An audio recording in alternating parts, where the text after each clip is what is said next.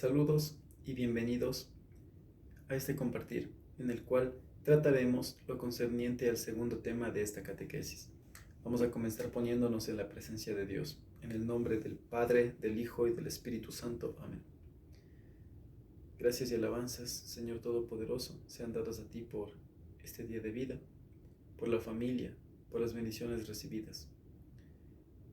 Te suplicamos de todo corazón que perdones nuestros pecados y también nos ayudes para ser mejores. Te suplicamos en esos instantes que envíes tu Santo Espíritu para que nos ilumines, nos fortalezcas y el mensaje que hemos de compartir en estos breves minutos llegue con eficacia a nuestros corazones para poder ponerlo en práctica. Que se haga todo según tu santísima voluntad, Señor Todopoderoso. Amén. En el nombre del Padre, del Hijo y del Espíritu Santo. Amén. Vamos a comenzar con lo concerniente al segundo tema de esta catequesis. ¿Qué es la Biblia? Es como se titula ese tema. Seguramente hemos escuchado muchas ocasiones varios sinónimos de lo que es la Santa Biblia. Sagrada Escritura, las Sagradas Escrituras, la Palabra de Dios, etcétera, etcétera. En esta oportunidad vamos a tratar no en sí lo que es la Biblia en todo su compendio, porque nos faltaría el tiempo para eso. En esta ocasión nos vamos a centrar netamente en lo que implica entender que la palabra de Dios es primero verídica, en segundo lugar ha sido entregada con amor de parte de Dios a toda la humanidad, a todos y cada uno de nosotros. Pero bien, para ir de lleno al tema, vamos a partir de un principio fundamental. Nosotros, al ser creyentes en Dios, Padre, Hijo y Espíritu Santo, necesitamos los lineamientos para poder ser firmes en la fe y acercarnos más hacia Él. Tenemos las herramientas, tenemos las enseñanzas de parte de Dios para poder lograrlo. La palabra de Dios llega hasta nosotros. Vamos a partir de ese principio ahora en este momento. Así como todo en este mundo tiene un principio, la palabra de Dios, es decir, la Santa Biblia que tenemos ahora al alcance de nuestras manos, tuvo un origen. Y todo eso se remonta a la época, pues, que está narrada, sobre todo en el Antiguo Testamento. Hablamos de hace muchísimos años. 2000 años aproximadamente hasta la época de nuestro Señor Jesús. Pero estos escritos vienen desde mucho más antes. Hablemos ya 400, 500, 600, 800 años antes de la venida de Cristo Jesús. Ya sucedieron varios acontecimientos. Pues bien, en el anterior encuentro nosotros habíamos aprendido que Dios nos ha hablado. Dios nos habla, pero como todos hemos escuchado ese dicho, la mente es frágil. Había que mantener esas enseñanzas plasmadas de generación en generación. Es por eso que comienzan los escritos. Pues bien, Dios nos ha revelado su amor y su voluntad. También recordamos que Jesús es la revelación más grande de Dios, por ser Dios mismo hecho hombre para salvarnos. Hasta aquí hemos escuchado una breve introducción. Vamos a detenernos en este instante en quién es Cristo Jesús. Cristo Jesús sabemos que es el Hijo de Dios, pero en el contexto de la Santa Biblia vamos a destacar una de los títulos, por así decirlo, o una de las directrices principales para entender qué implica la persona de Cristo Jesús, o más claro, qué rol cumple. El rol que cumple en primera instancia es la salvación, es decir, es el Salvador del mundo. Pero Jesús a la vez es el núcleo, es la razón de ser de la Sagrada Escritura. Porque desde el Antiguo Testamento se predica la llegada de alguien, y ese alguien es Cristo Jesús. Llega Cristo Jesús y se cumple absolutamente todo. Eso hablando un poco en el contexto de los libros proféticos del Antiguo Testamento. Pero no necesariamente solo los libros proféticos hablaban de él, sino que incluso desde el libro de Génesis, cuando Dios ya, después del pecado, después de que fueron expulsados del paraíso, a nuestros primeros padres, Adán y Eva, ya da una antesala de que vendrá un Salvador, Cristo Jesús. Vendrá en algún momento. Pasaron muchísimos años hasta que Cristo Jesús llegara desde aquel entonces. Pues bien, el Señor ha querido que todo lo que se ha revelado sea para nuestra salvación y a la vez llegue a nuestras manos, a todos los hombres y mujeres de cada nación, de cada lengua, de cada tiempo, de cada época de la historia. Hablamos ahora en este punto de la palabra revelación. ¿La revelación qué es? Como su nombre lo indica, es algo que se revela, algo que se da a conocer, los misterios que se dan a conocer. Dios quería, por tanto, que podamos recibir siempre su palabra. Por esta razón, el Espíritu Santo inspiró a algunos hombres para escribir los libros de la Biblia. En resumen, ya vamos a entrar en el contexto de la autoría. El autor principal de la Santa Biblia, ¿quién es? Obviamente, Dios. Eso lo sabemos ya de memoria, hasta por sentido común. Pero a la vez hay autores secundarios, es decir, que son las manos de Dios aquí en la tierra para escribir su santa palabra. Hombres inspirados por Dios, guiados por Él para transmitir de generación en generación esas enseñanzas. La Biblia nos cuenta una historia de amor. La historia que más se destaca es la del pueblo de Israel. Una historia de amor, ¿por qué? Porque el autor es el amor como tal. En la Santa Biblia encontramos claramente en el Nuevo Testamento que Dios es amor. Capítulo 4, versículo 8 de la primera carta del apóstol San Juan. Dios es amor. Por tanto, lo que hace Dios es con amor. Y esta carta, por así decirlo, que nos ha llegado, es una carta de amor. Los 27 libros del Nuevo Testamento cuentan la vida de Jesús, pero a la vez los 46 libros del Antiguo son una antesala de su venida, su llegada. En resumen, la Santa Biblia es palabra inspirada por Dios, escrita por hombres inspirados por Él, para que nosotros, la humanidad de generación en generación, podamos recibir esas enseñanzas. En esos instantes, por tanto, vamos a tomar la Santa Biblia para analizar de mejor manera este tema. Nos vamos a dirigir a la segunda carta del apóstol San Pablo a Timoteo, capítulo 3, versículo 16,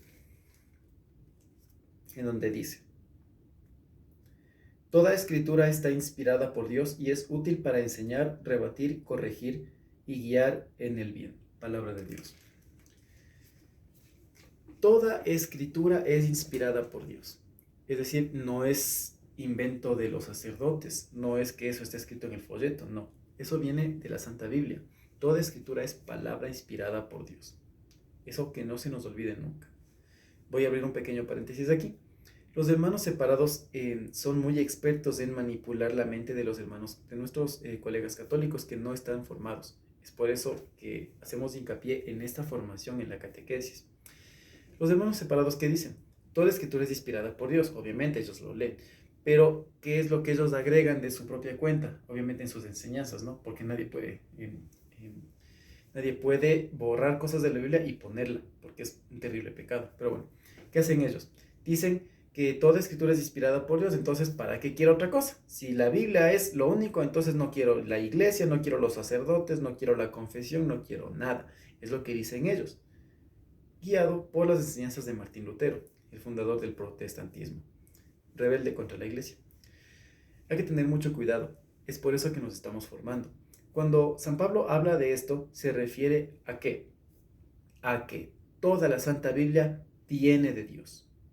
Es decir, San Pablo no está hablando todavía de que lo que tenemos ahora, el magisterio de la iglesia, la tradición, es decir, las enseñanzas de los santos padres, las encíclicas, porque en aquel momento cuando San Pablo escribió esto, todavía no estaba hecho el compendio del Nuevo Testamento, recién se estaban escribiendo todo eso. Incluso San Pablo está hablando del Antiguo Testamento, lo que se llamaba como la Septuaginta o Código de Alejandría.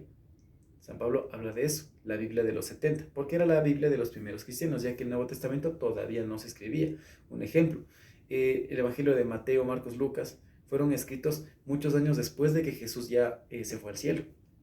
Por tanto, hay que tener mucho cuidado de no malinterpretar las Sagradas Escrituras. Conclusión de esta parte, para no alargarnos en el asunto, San Pablo se refiere a que la palabra de Dios es verídica, inspirada por Él. hasta ahí, a eso se refiere. Ya, para hablar de otros aspectos de la iglesia, eso ya es otro asunto, ¿ya? Pero los hermanos separados se agarran del mínimo pretexto para intentar, mejor dicho, desvirtuar, ofender, atacar a la iglesia católica. Pues bien, dicho eso, vamos a analizar. Lo que nosotros leímos es algo muy sencillo. Toda la escritura es inspirada por Dios y es útil para enseñar, para corregir, etcétera, etcétera. En casa, quienes me están mirando, les exhorto a que hagamos nuestra esa enseñanza. El apóstol San Pablo directamente nos está diciendo de que la Santa Biblia no es cualquier cosa, no es un libro común y corriente, no es un librito de historias o de cuentitos, no es nada de eso, es la palabra de Dios. Incluso a nivel mundial en literatura, la Santa Biblia es reconocida como lo máximo de lo máximo, porque lo que ahí es escrito, al menos tomo el ejemplo de los libros que ya son poéticos, sapienciales, de doctrina, de enseñanza, por ejemplo, el libro de la sabiduría o los proverbios de Salomón, son enseñanzas que tienen muchísima sabiduría, porque no es un ser humano el que lo hizo, sino Dios, la sabiduría de sabidurías, eternidad de eternidades. Vamos ahora a analizar otro punto de lo que acabamos de leer, de compartir. Y de aquí surge la primera pregunta. ¿Por qué crees tú que es importante la Santa Biblia? Esa va a ser la primera pregunta que vas a responder en casa. ¿Por qué es importante la Santa Biblia? Basado en la cita bíblica que compartimos hace un momento. Ahora bien, vamos a tomar la Santa Biblia nuevamente y vamos a complementar la enseñanza de esta jornada con otro pasaje. Salmo 119, Salmo 119, porque eso consta como capítulo, ¿no?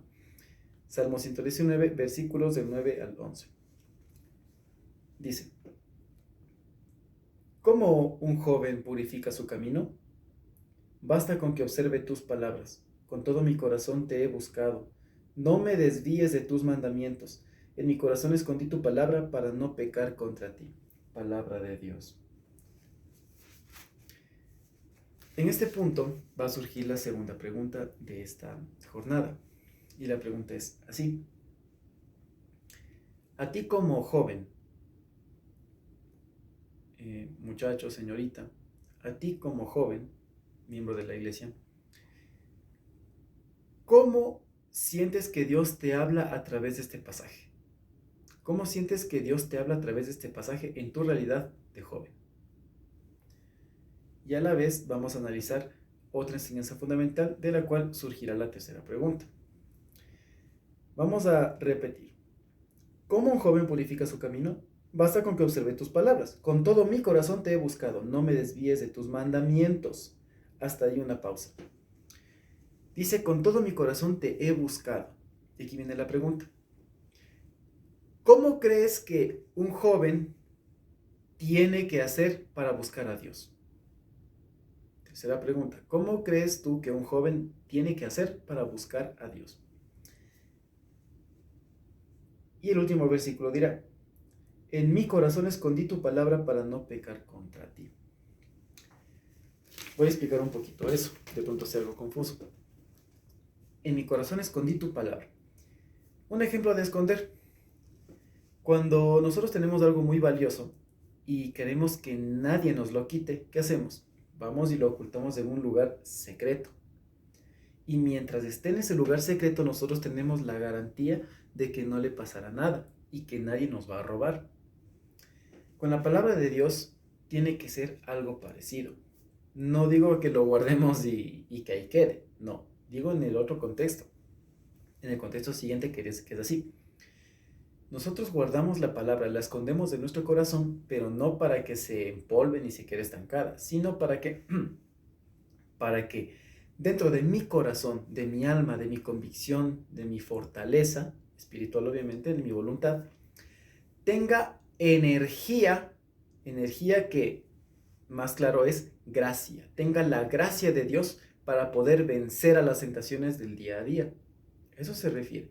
Es como llenar el tanque de gasolina a un carro. Igualito. La palabra de Dios viene a mi corazón y me fortalece.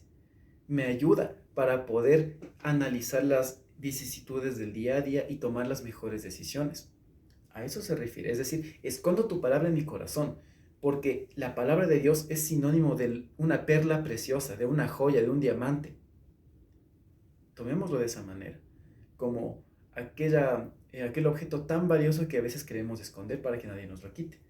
Pero bueno, la palabra de Dios es mucho más que todo eso.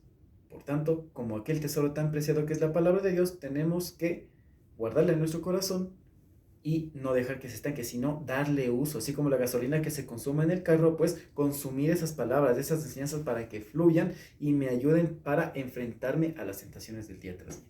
Y de aquí surge la siguiente pregunta.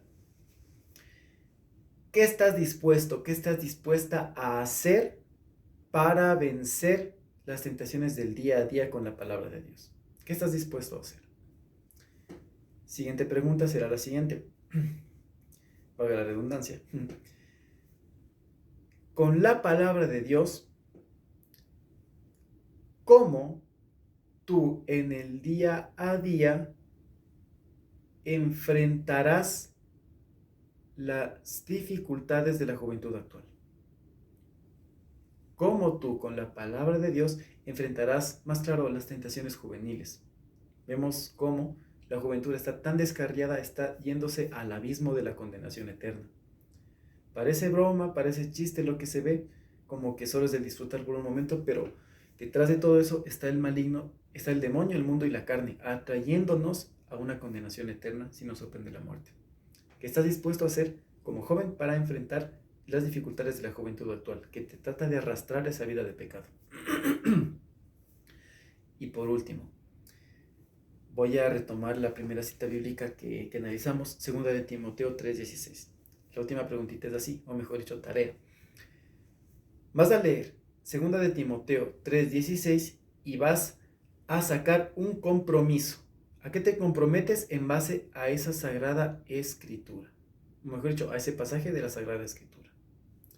Pues bien, dicho eso, de mi parte les deseo muchas bendiciones de Dios, esperando que el mensaje que hemos compartido sirva con eficacia para que nos acerquemos más a Dios. Y ustedes, pues, acrecienten sus conocimientos teológicos, sus conocimientos en este maravilloso mundo que es la formación catequética de nuestra iglesia, nuestra amadísima Iglesia Católica. Vamos a finalizar este encuentro poniéndonos en la presencia de Dios. En el nombre del Padre, del Hijo y del Espíritu Santo. Amén. Bendito Señor, te damos las gracias por esta oportunidad, por esos minutos en los cuales nos has permitido aprender un poquito más de tus enseñanzas. Bendice el resto de esta jornada, bendice las familias, los hogares de todos quienes miran este video. Bendice a nuestro párroco, bendice al Padre José Luis, bendice a todo su equipo de trabajo, a los catequistas, a nuestra familia y a todos quienes hacen posible la evangelización. Gloria al Padre, al Hijo y al Espíritu Santo, como era en el principio, ahora y siempre, por los siglos de los siglos. Amén. Dios les bendiga y les acompañe. En el nombre del Padre, del Hijo y del Espíritu Santo. Amén.